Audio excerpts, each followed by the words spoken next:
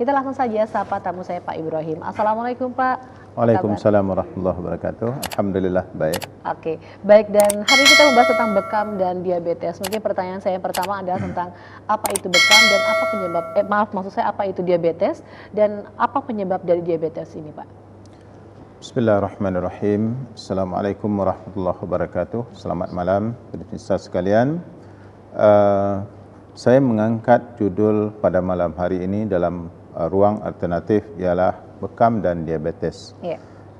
Judul ini saya angkat supaya masyarakat Batam khususnya pemirsa sekalian memahami dengan sesungguhnya diabetes itu bagaimana, dan apa penyebab-penyebabnya, juga apa solusi yang sebenarnya.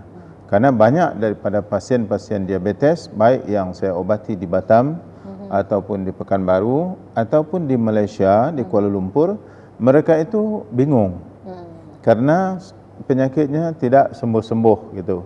Malah banyak yang berakhir dengan luka yang tidak bisa disembuhkan. Saya juga ada beberapa gambar yang saya ambil dan kemudian kita highlightkan di Batam TV insyaAllah. Dan kebanyakannya pasien-pasien yang ada diabetes ini, mereka bila saya sebut salah satu pengobatannya di bekam itu, mereka itu tercengang gitu. Mereka tidak percaya, Pak, saya diabetes nggak mau Pak, katanya. Jadi ada juga yang sama sekali walaupun diabetesnya itu dalam terkawal, mereka tidak mau untuk dibekam. Jadi karena ini sudah diterangkan, sudah dimasukkan ke dalam pikirannya bahwa diabetes kalau luka susah sembuh. Betul. Ini kita bekam malah kita lukakan pula kan gitu. Apakah nanti tidak berbahaya? Jadi kadang-kadang saya jawab dengan singkat saja, kalau berbahaya saya yang lebih takut Pak, karena saya yang bertanggung jawab gitu. Jadi kesempatan ini saya akan menerangkan dengan seluas-luasnya kepada masyarakat bahawa penyakit diabetes itu penyebabnya apa, dan kemudian penyembuhannya dengan bekam itu apakah bisa dibekam atau segala macamnya, dan bisakah disembuhkan dengan bekam gitu. Sebelum itu, seperti sebagai mana pertanyaan tadi, saya akan menerangkan dulu tentang penyakit diabetes ini. Apakah sebenarnya penyakit diabetes itu? Penyakit diabetes itu adalah satu penyakit yang berlaku kepada seseorang yang penyebabnya ialah lemahnya fungsi pankreas. Di dalam tubuh kita, di bawah, di belakang lambung kita itu, ada satu jenis organ yang namanya pankreas. Organ pankreas ini fungsinya ada beberapa hal, tapi salah satunya itu ialah menghasilkan hormon insulin.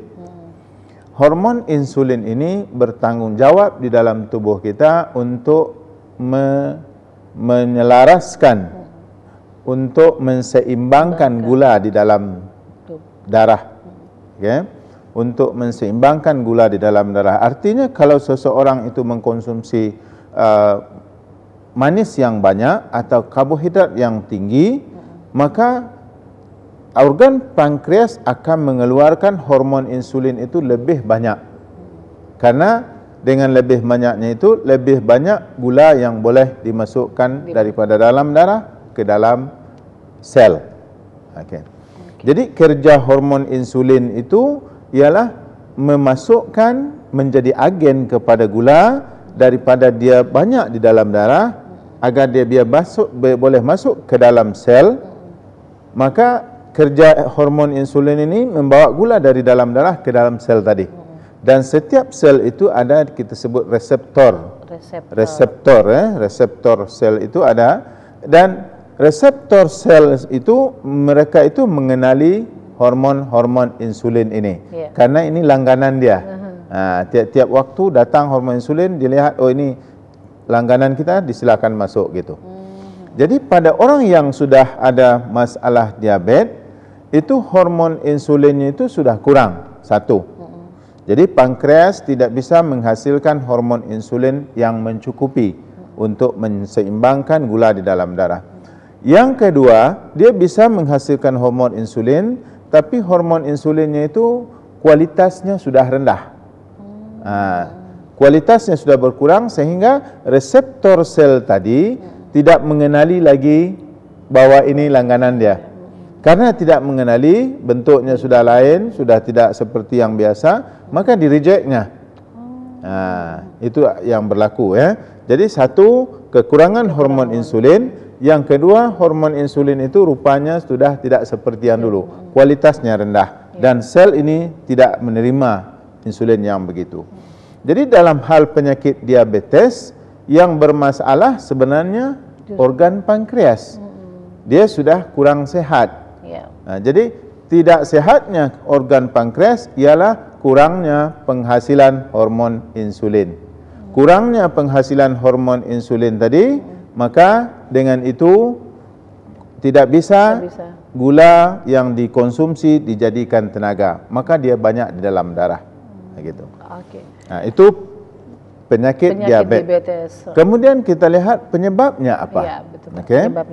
Penyebab penyakit diabetes ialah karena sudah melemahnya organ insulin tadi. Penyebab lemahnya organ insulin itu apa? Itulah yang kita sebut dengan toksin. Saya pernah menyebut bahawa setiap penyakit penyebabnya ialah toksin. Yang membedakan antara satu jenis penyakit dengan penyakit yang lain ialah di mana toksin itu banyak dan dalam bentuk apa toksin tersebut. Dan pengobatan yang paling baik ialah buangkan insulin. Buangkan toksin dari dalam tubuh. Maka dengan membuangkan toksin, walaupun banyak dan dalam bentuk apapun, nanti penyakit itu akan sembuh. Dan sembuhnya sembuh total. Jadi dalam hal orang yang diabetes, toksinnya itu ialah dalam bentuk gula yang lebih. Gula yang normal bagi seseorang ialah dalam bacaan di Indonesia, itu antara 80 ke 120. Itu bacaan yang normal. Artinya ketika seseorang itu berpuasa atau 2 jam atau lebih sesudah makan, dicek gulanya, waktu itu menunjukkan ukuran antara 80 ke 120 itu normal. Tapi kalau diperiksa sudah 200, itu sudah ada diabetes. Apalagi kalau 300 dan 400 begitu. Itu artinya ketika gula bertambah tinggi, bertambah banyaklah toksin dalam bentuk gula tadi, maka akibatnya kepada si pasien juga bertambah mempengaruhi sistem tubuhnya, bertambah lemah dan bertambah uzur dia begitu. Baik, dan seperti Bapak jelaskan tadi bahwa kenapa pasien diabetes ini kalau sudah luka itu susah sekali Pak untuk disembuhkan. Nah ini berakhir akan diamputasi gitu. Apa benar seperti itu Pak? Harus seperti itu gitu? Baik, sebelum saya jawab yang itu, saya akan menerangkan dulu bagaimana sebenarnya biasanya pengobatan untuk diabetes ini. Artinya ketika seorang pasien diabetes itu pergi berobat, obat yang diberikan itu bagaimana gitu. 2 minggu yang lalu itu di Malaysia, di surat kabarnya itu, di korannya itu keluar kenyataan bahawa penduduk Malaysia yang sudah kena diabetes itu sudah sebanyak penduduk Selangor. Penduduk Selangor itu lebih kurang 4.500.000 orang. Mungkin sama dengan Batam lebih kurang atau mungkin dengan Riau. Jadi sudah sebanyak itu di Malaysia yang kena diabetes. Artinya negerinya itu di Malaysia itu ada 11 atau 12. Artinya sudah hampir 10% penduduknya kena diabetes gitu. Jadi di Indonesia juga sudah merata-rata kena masalah diabetes gitu. Pengobatan yang biasa diberikan kepada pasien diabetes ialah yang pertama kerja itu ialah harus menurunkan gula. Gula ya. Karena gula yang tinggi tadi itu akan memberikan masalah kepada kesehatan. Toksin akan banyak dalam tubuh dalam bentuk gula. Maka cara pengobatan yang pertama untuk orang diabetes harus distabilkan fungsi gula. Tetapi dengan menstabilkan fungsi gula tersebut bukan berarti diabetes sudah sembuh. Karena penyebab gula tidak stabil tadi ialah kelemahan fungsi pankreas. Maka harus fungsi pankreas yang dibetulkan. Harus dibuangkan toksin-toksin dari pankreas supaya pankreas bisa mendapatkan aliran darah yang bersih lebih banyak seperti dulu, sehingga di situ banyak mengandungi banyak di situ hormon insulin yang boleh dihasilkan oleh pankreas, dan dengan banyaknya hormon insulin dengan sendirinya nanti kadar gula akan turun. Jadi salah satunya ialah menurunkan kadar gula. Jadi di pengobatan biasa itu yang diberikan itu ialah obat yang pertama kerjanya ialah untuk meminimalkan penyerapan gula di dalam usus. Jadi artinya seseorang yang mengkonsumsi banyak makanan yang manis atau karbohidrat, itu ketika makan obat itu berfungsi membuangkan terus, dia tidak masuk ke dalam darah. Dibuangkan melalui berak. Jadi obat tadi menjadikan gula yang lebih itu keluar, tidak diserap dari tubuh, tapi dibuangkan kembali terus ke tempat berak gitu. Itu yang pertama. Jadi ketika dikonsumsi obat itu dia akan agak stabil gula itu, karena banyak dibuangkan. Yang kedua, dulu ada obat yang dibuat untuk memaksa pankreas menghasilkan hormon insulin yang lebih. Gitu. Jadi ketika hormon insulin dipaksa untuk dihasilkan lebih, maka di sini masalah. Masalahnya ialah karena organ pankreas tersebut sudah sakit, dia sudah lemah. Jadi seperti orang lemah kita paksa kerja berat nggak bisa. Akhirnya malah menambahkan masalah kepada pankreas gitu. Jadi sekarang mungkin obat itu tidak ada lagi. Dan yang ketiga, memaksa reseptor sel untuk menerima insulin dalam bentuk apapun. Tadi kan hormon insulin dia akan menerima reseptor sel akan menerima hormon insulin yang sudah biasa dengan dia. Artinya yang kualitinya bagus, kualitasnya bagus, tetapi apabila insulin telah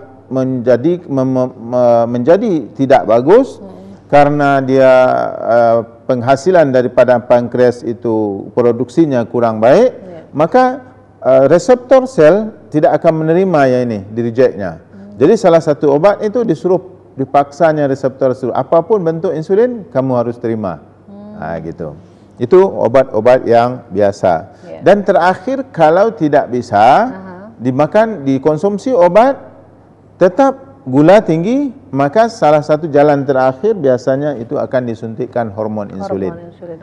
Karena hormon insulin di dalam tubuh sudah kurang diproduksi oleh pankreas, maka disuntikkan dari luar.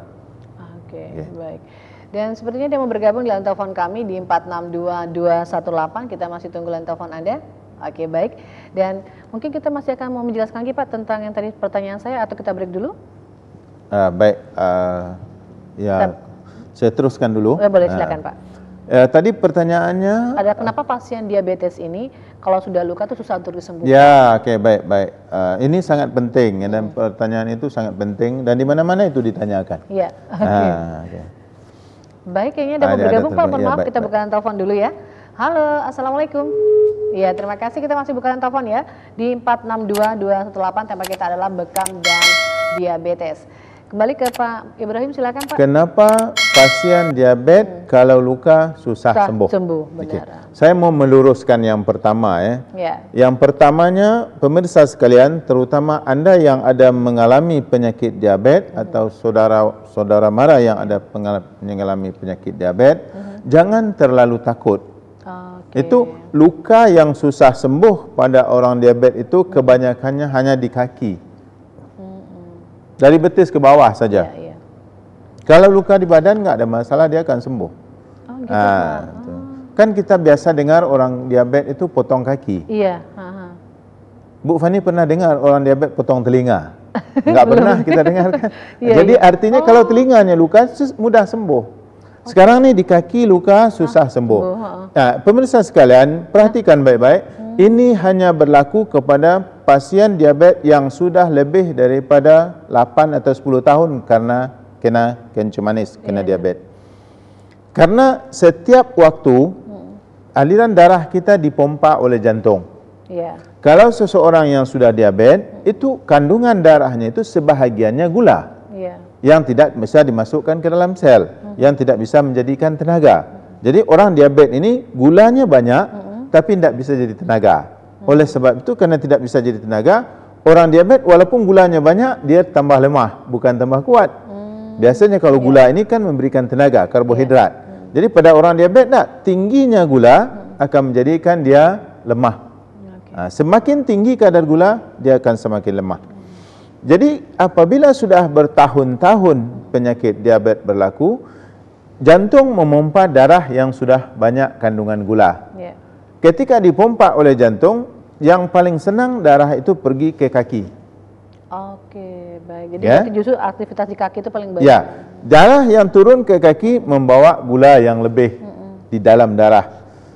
Kemudian ketika dia naik, sebahagian daripada toksin-toksin dalam bentuk gula di kaki tadi tidak bisa naik ke atas dengan lancar. Maka sebahagian yang tidak bisa naik ke atas dengan lancar, dia akan mendap di kaki, dia akan menyumbat pembuluh darah yang halus-halus dulu. Akan menyumbat kapiler-kapiler terlebih dahulu. Kemudian apabila ini berlaku, dia akan terus menyumbat pembuluh darah yang agak besar. Apabila sudah menyumbat sebahagian besar pembuluh darah, maka akan berlakulah kebas. Maka pasien diabetes diantaranya kalau 10 tahun, 8 tahun kena diabetes, yang gula tidak terkawal biasanya kaki sudah kebas. Enggak berasa lagi kalau. Maka ketika sudah kebas inilah nanti kalau luka dia akan mulai susah sembuh. Kenapa dia luka susah sembuh? Karena antibodi kita yang boleh menyembuhkan luka itu, yang boleh membunuh kuman-kuman, yang boleh melawan penyakit itu semuanya di dalam darah bersih. Tetapi pada orang yang diabetes ini, darahnya itu sudah tidak bersih dan sebahagian kandungannya gula. Maka antibodi tadi tidak bisa masuk ke situ dengan baik. Dan di kaki itu sudah banyak yang tersumbat. Kalau sudah kebas, itu berarti sudah banyak yang tersumbat. Dan ketika itu, kalau ada kuman yang attack di kaki, yang mempengaruhi kaki, itu antibodi kita tidak bisa dihantar ke sana oleh tubuh kita, maka akhirnya kuman itu pesta di kaki. Jadi biasanya di dokter itu dikasihkan antibiotik. Tapi antibiotik itu kan dikonsumsi melalui mulut, masuk ke dalam perut. Dari dalam perut dia masuk ke dalam pembuluh darah. Dari dalam pembuluh darah baru dia spread ke seluruh anggota tubuh, termasuk ke kaki. Sekarang di kaki itu sudah banyak macet. Aliran darah sudah macet. Seperti macetnya jalan raya itu. Jadi ketika dihantar ke sana itu tidak bisa. Antibiotik yang ada di dalam darah tadi itu pun dia antri. Di sana sudah macet, nggak bisa dimasuk ke situ. Akhirnya dia hanya bisa menonton saja kuman itu pesta, gitu. Jadi akhirnya terjadilah luka yang susah sembuh. Jadi sekarang ini apa yang perlu kita waspadai? Satu, bagi pasien yang sudah mulai kebas di kaki yang ada diabetes, itu hati-hati. Kalau luka kadang sembuh, susah sembuh. Tapi ada yang juga yang menyatakan, Pak, saya enggak masalah Pak, saya diabetes kering. Nah itu dia Pak, ada yang kering dan basah. Sebenarnya jadi ada juga yang basah gitu. Itu sebenarnya istilah saja. Tapi diabetes tetap semua yang namanya diabetes itu kalau tidak terkawal itu tidak betul, tidak baik. Baik yang kering ataupun yang basah. Jadi kalau yang basah, itu dia akan menjadikan luka-luka itu berair dan bernanah. Itu makanya dibilangnya diabetes basah. Ya, karena berair terus, bernanah terus, dibilangnya basah. Ada yang kering, biasanya itu kalau luka di ibu jari, dia tidak basah, tidak bernanah, tapi dia menghitam. Menghitam lama-lama, jari itu kesemuanya hitam seperti hitamnya ranting kayu yang sudah mati. Dan dia gugur, jatuh dengan sendirinya gitu. Jadi biasa orang yang diabetes, sebahagiannya, kalau luka, dia menghitam, tapi nanti jatuh, rapuh, patah, seperti patahnya ranting kayu yang sudah mati. Jadi kedua-duanya tidak betul, baik yang basah ataupun yang kering. Jadi harus kita pahami bahwa kalau luka di kaki kadang-kadang susah sembuh, itu pun kebanyakan yang sudah kebas. Artinya yang sudah diabetes itu menahun lama itu dan tidak dilakukan perawatan. Jadi di Malaysia itu kan ada pernyataan koran itu 2 minggu yang lalu sampai 4.500.000 orang kena diabetes dan 1% daripada itu sudah dipotong kaki. Artinya yang potong kaki sekarang di Malaysia sudah hampir 5.000 orang yang diabetes itu. Ini yang di Indonesia saya nggak tahu, saya nggak dapat dia punya report datanya.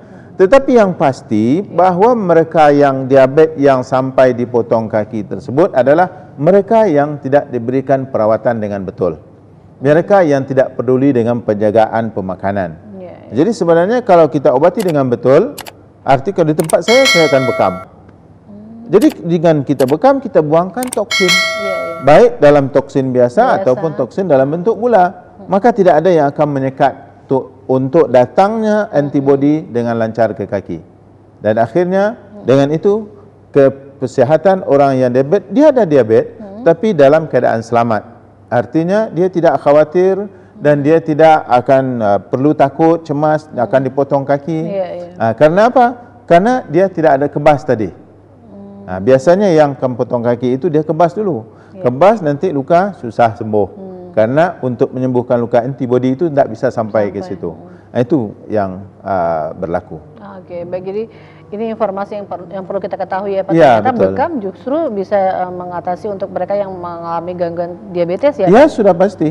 Tadi kan Bapak mengatakan bahwa diabetes ini bisa dibekam. Nah, apakah dengan dibekam ini dijamin sembuh buat mereka yang mengalami gangguan diabetes ini Pak?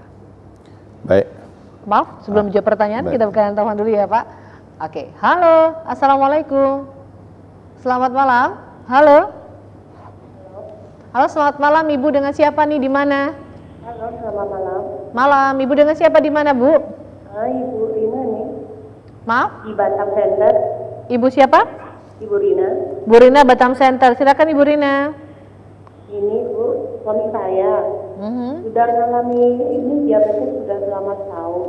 Terus kan ada pengecekan itu ke kita ada Malaysia, Singapura berobat juga kan. Sekarang dokter kasih insulin itu untuk suntik 1 hari 2 kali. Sudah berapa lama disuntik insulin, Bu? Sekitar 1 tahun. 1 tahun. Iya. Waktu sebelum disuntik insulin berapa kadar gulanya? Berapa kadar gulanya sebelum disuntik insulin, Bu? 220. 220. Baik. Kadang-kadang bisa 300, Pak. 300. Itu saja, Bu? Terus tiap malam itu sering lapar, terus lemah gitu, makan tuh sering lapar. Lapar dan lemah. Palanya tuh kadang sedikit pening, dia apa namanya? Pusing. Pusing ya. Oke. Gitu. Baik. Itu saja, Bu, ya. Itu saja, Bu, nanti dijelaskan oleh Pak Ibrahim ya, Bu. Iya, Pak. Oke, terima kasih. Saja Ya. Baik. Malam. Silakan, Pak. Kalau dengan pengobatan biasa, kemanapun ibu pergi,